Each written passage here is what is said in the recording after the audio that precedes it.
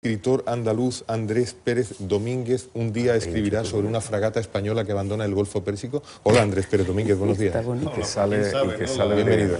Muchas gracias por invitarme, un placer estar aquí como siempre. Gracias por estar en Canal Sur, en la casa de los andaluces. ¿Quién sabe si un día una fragata... ¿Quién sabe? La realidad siempre te sorprende, ¿no? Ha ganado muchos premios. Ha ganado el premio el Ateneo de Sevilla, el Luis Berenguer de novela, el Max Haupt de cuentos. Es autor de mucha obra. Es un escritor andaluz, un novelista andaluz de Sevilla, con mucha obra publicada y decimos muy reconocida. Por hablar solo de los últimos 10 años, vamos a mencionar El violinista de Mauthausen, 2009, El silencio de tu nombre, 2012, Los perros siempre ladran al anochecer, 2015, Los dioses cansados, 2016, por cierto. Estuvimos hablando en 2016 de los dioses cansados en este programa, de aquel inspector Gallardo, de aquella Sevilla trepidante, de aquella Avenida de la República Argentina, aquella comisaría de Blas Infante, aquella historia oculta, aquel Simón Verde que no se nombra pero que aparece, en fin, trepidante historia, con Andalucía en primer término. Hoy Andrés Pérez Domínguez nos trae nueva obra, La letra pequeña. Alguien ha dicho que es algo así como un luminoso trayazo en 10 relatos. Cuentan que la vida es un contrato, esos relatos, cuentan que la vida es un contrato donde siempre se oculta la letra pequeña. Esa idea aparece expresamente enunciada en el primero de los relatos, dibujos animados, ya no vuelve a aparecer de forma expresa, me parece, hasta el último y más largo, Duarte, desconcertante relato y personaje. El relato quizá más difícil de leer sea el penúltimo, Ojos tristes, que nos ha encantado, por cierto, también quizá el relato más conmovedor. La vida es un contrato donde siempre se oculta la letra pequeña. Andrés Pérez Domínguez. Sí, yo creo que sí, ¿no? La vida al final, y además lo vas descubriendo con el tiempo, ¿no? Como casi todo lo importante, uno lo descubre con el tiempo y, por desgracia, casi siempre lo descubre demasiado tarde, ¿no? Se da cuenta de que la letra pequeña está ahí y las decisiones que has tomado ahora es como una partida de ajedrez. Del movimiento que hagas, a lo mejor al final de la partida eso te va a pasar factura y no lo sabes, ¿no? ¿Escribiste con idea de que fueran muy rápidos de leer los relatos? Porque se leen muy rápido y con mucho disfrute. Bueno, muchas gracias.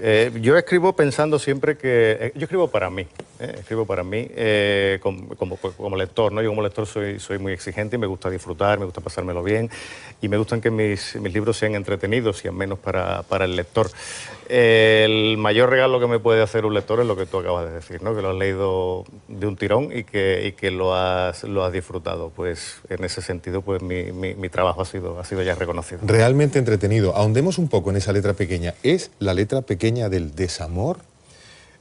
Yo creo que había una serie de elementos comunes en el libro.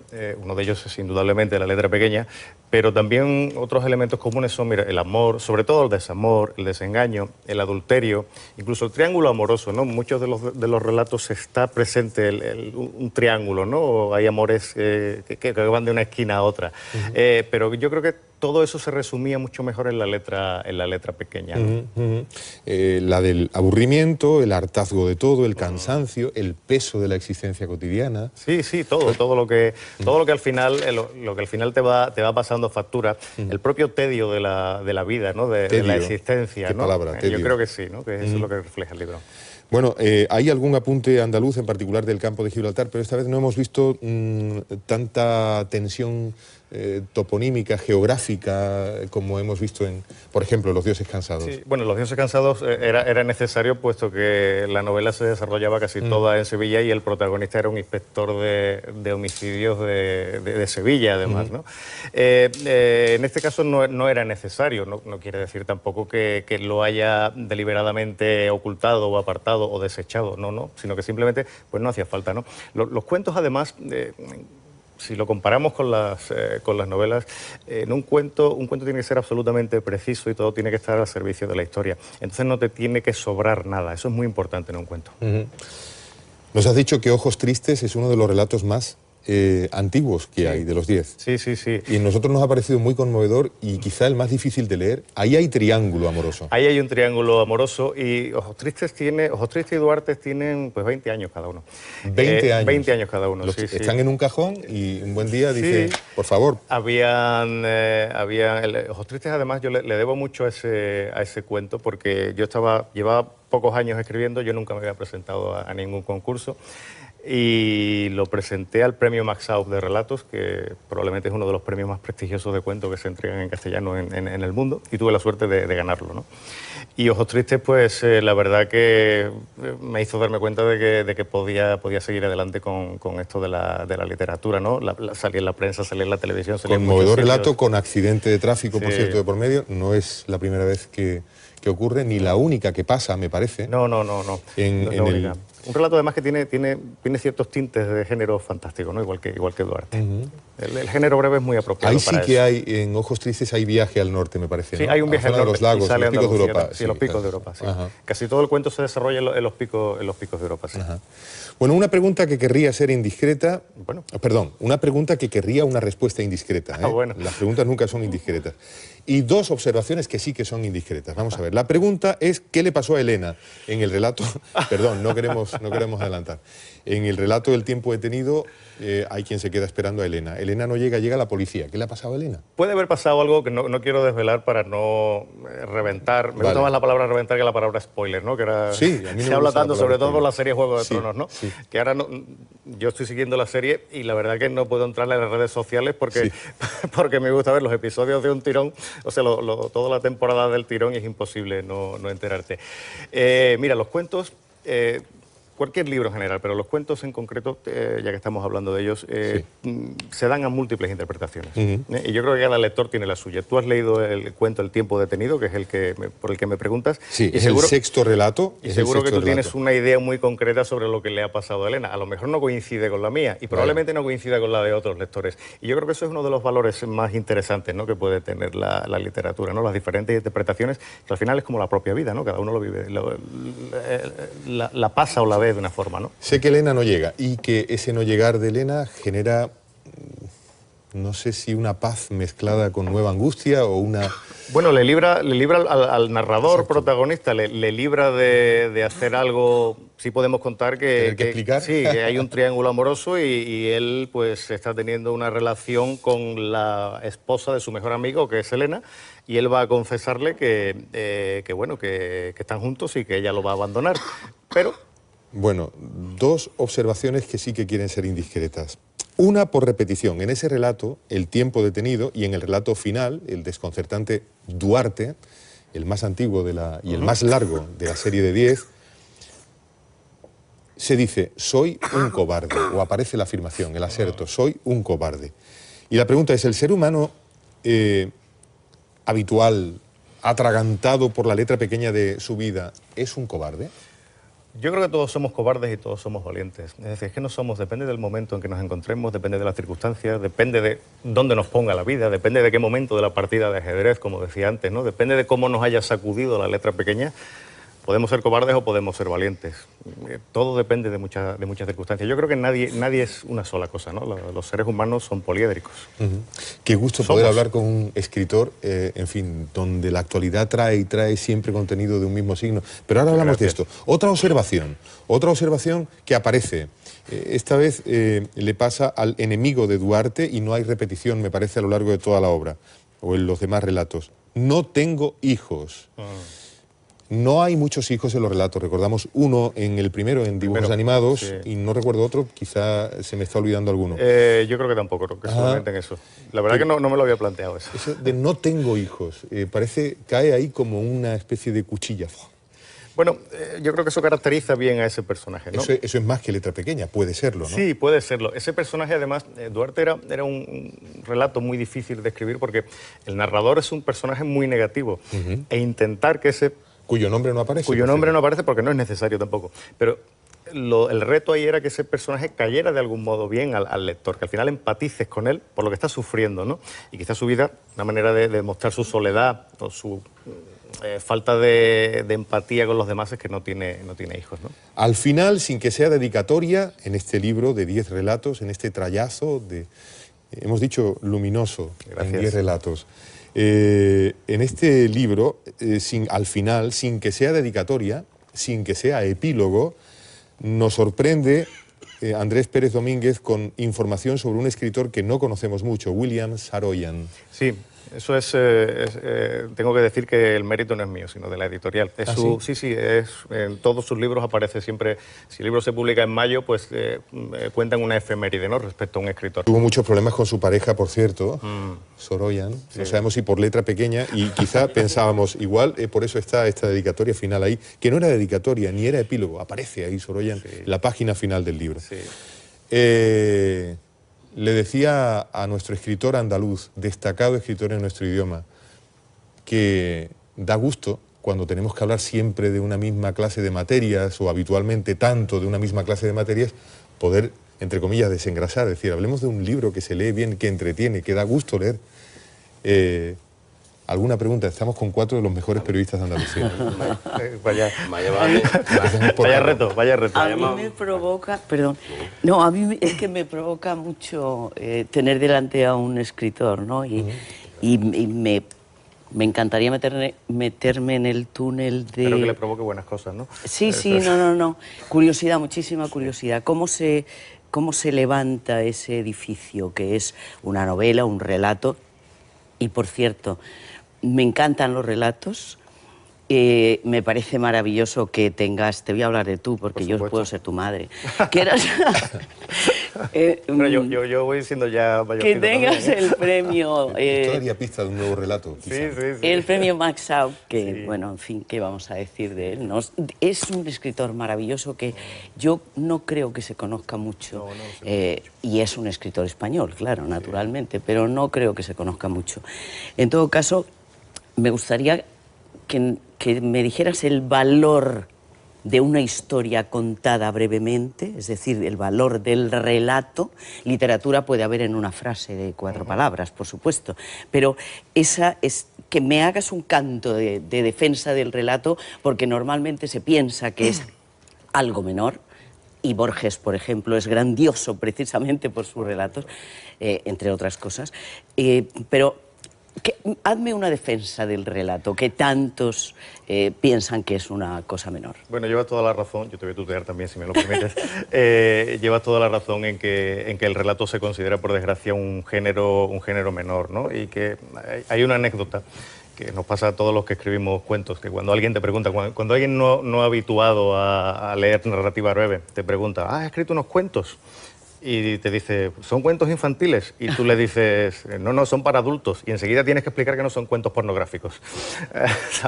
Es algo que pasa habitualmente. El género breve a mí me encanta, porque yo creo que además es una manera muy potente y contundente de definir la vida, de acotar situaciones, de contar algo realmente interesante. Has nombrado a Borges, pero bueno, no solo Borges, Cortázar, claro. Chiver, Carver, es decir, tenemos unos referentes maravillosos. Adolfo Bioy Casares. Bioy Casares.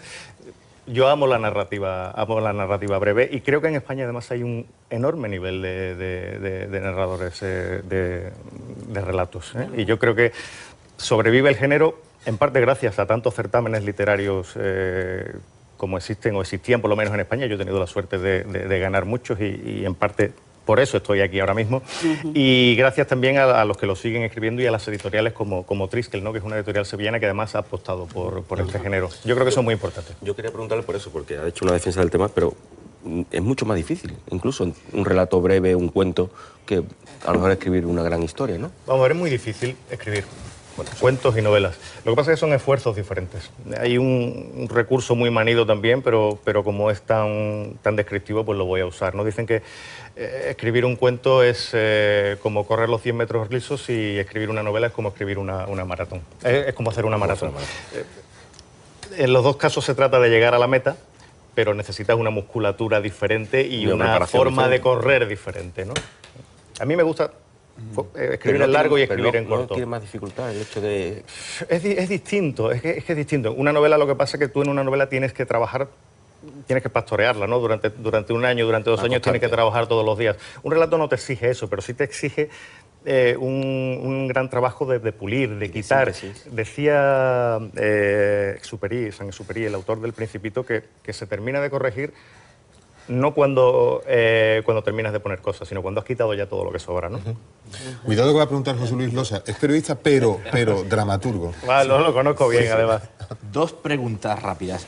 Una práctica, porque veo aquí a Carlos María Ruiz con el libro físico de tapa blanda, pero donde la gente que nos sigue... Déjanos decir una cosa, por favor. Es que nuestro querido equipo técnico ha sacado una magnífica imagen de la portada en la que se ve... Ha parecido, estas son cosas que tiene la imagen, que parece un libro muy grueso.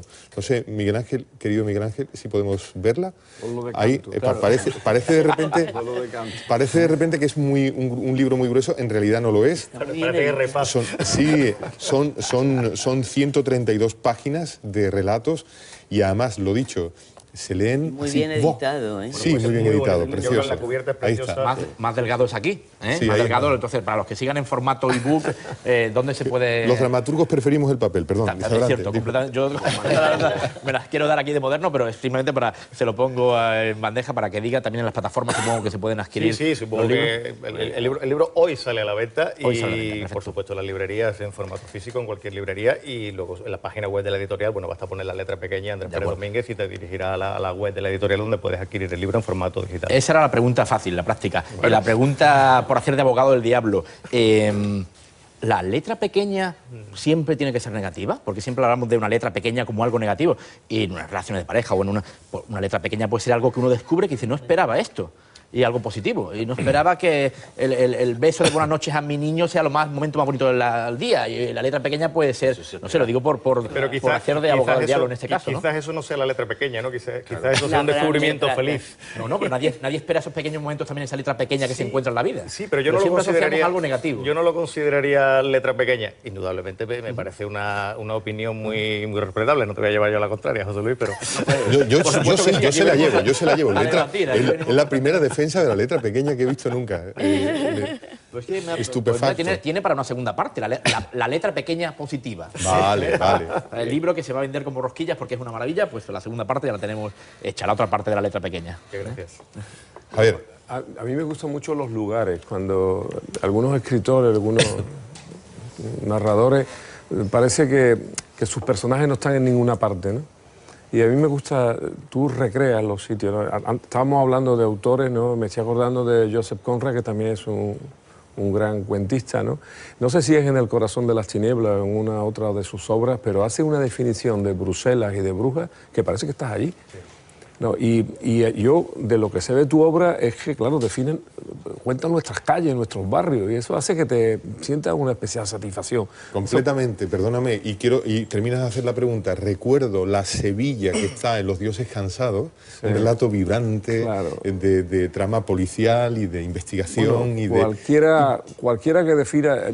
el metro de Sevilla. Bueno, por citar otros autores, y recuerdo la biografía de Belmonte, de Chávez Nogales, cómo cuenta Triana. O sea, que es que te entran ganas de irte a Triana, allí al Quiojo del Agua, de allí de San Jacinto, ¿no? O sea, quiero decir que me gustan mucho los autores como tú, que definen también los lugares, porque eso te añade un plus a la lectura, me parece absolutamente fascinante. Y después la pregunta, si al hilo de la dedicatoria de tu libro, a mí me gustaría decir, porque veo verás tú, un tipo de escritura, en tu caso, muy guionizable. Sí. Y la pregunta es que si has tenido o te gustaría ya alguna oferta para televisión o para el cine. Bueno, empiezo por otra cosa que has dicho y ahora te respondo a eso. Sí. Chávez Nogales, sí me gustaría decir que pasa como con Max Saub, ¿no? Que es muy desconocido. Cuando hablas de él fuera de Andalucía, muy poca gente lo conoce. Lo hace muy mal. Por desgracia, por desgracia. Sí, porque tiene una obra doy fe de ello, de que es muy desconocido, por desgracia. Respecto a lo segundo que me dices sobre bueno, también sobre el tema de que sea visual, sobre todo en una novela, yo trabajo mucho eso, la documentación. Yo recuerdo, yo publiqué una novela hace 12 o 13 años que es El Factor Einstein, y recuerdo que fui a Nueva York para localizar la casa donde Albert Einstein firmó la carta para firmar... Claro. Para pedirle a Roosevelt que empezara el programa atómico, ¿no? Es decir, me gusta visitar los sitios, si es posible, a no ser que escriba una novela ambientada en los canales de Marte, que no es el caso, pues procuro visitar los sitios donde... ir también, por lo visto. ¿Bradbury fue? Pero de momento, bueno, pero Bradbury, también hablamos de palabras mayores aquí. Por eso. Lo que sí te quiero decir, Javier, es verdad que de todos mis libros prácticamente me han hecho esa pregunta. No quiero decir que no seas original, ni mucho menos. Y sí, eso es un valor para mí, ¿no? Que el libro sea visual y que sea adaptable al cine. De hecho, de mi novela que ha mencionado antes Carlos, que es El silencio de tu nombre, hay un proyecto que no sé si llegará a buen puerto, porque estas cosas son carísimas, para una serie de televisión, y hay un episodio piloto y todo. Es que es lo que yo estaba pidiendo sí, allí, sí, ¿no? Sí. Yo estaba diciendo que Canal Sur te haga una oferta ya. Vamos. Pues me encantaría, a mí me encantaría.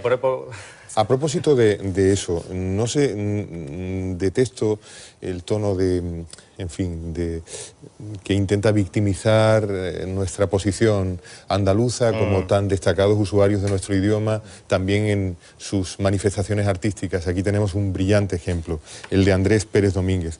Pero sí me gustaría un poquito de tu visión, un escritor que nace en uso de nuestro idioma en, pongamos, otro sitio, no sé, alguno hay que se llama Madrid o en Barcelona hay otro, en fin, no sé. ¿Te parece que puede tener, respecto de uno de Sevilla o de Puerto Real en Cádiz o de Adra en Almería, ¿te parece que puede haber más posibilidad de que en nuestra extensa y luminosa zona andaluza de las Españas el escritor se encuentre en la necesidad de andar con la fatiga de denunciar que le roban o que le plagian parte del violinista de Mauthausen, o que y que eso no es lo que le pasa a escritores de ese valor en otros sitios? Bueno, me ha pasado, además lo podemos decir públicamente, de que del violinista de Mauthausen me pidieron expresamente usar un pasaje de mi novela para la película El fotógrafo de Mauthausen. Mi agente expresamente les negó esa posibilidad y ellos pues se lo han pasado por el arco del triunfo, ¿no? Pasa habitualmente, pasa mucho más de lo que parece. También depende del poder que tengas y de tu capacidad de denunciar estas cosas, ¿no? Al final, bueno, vivir en Andalucía, si los tiros van por ahí, si es más difícil hacerlo desde aquí que hacerlo desde otro sitio, yo creo que eso con el tiempo, con las redes sociales, con internet, con esa cercanía que hay, ahora no es tan importante como antes, pero sí sigue siendo importante si no estás en el centro neurálgico de todo, ¿no? Ha venido a vernos un muy destacado escritor en nuestro idioma, el andaluz Andrés Pérez Domínguez. Presenta nueva obra, está a la espalda de quien les habla, La letra pequeña. Son 10 relatos, da gusto leerlos. Se leen, entretienen e instruyen. Muchísimas gracias. Andrés, gracias a ti por venir. Un placer.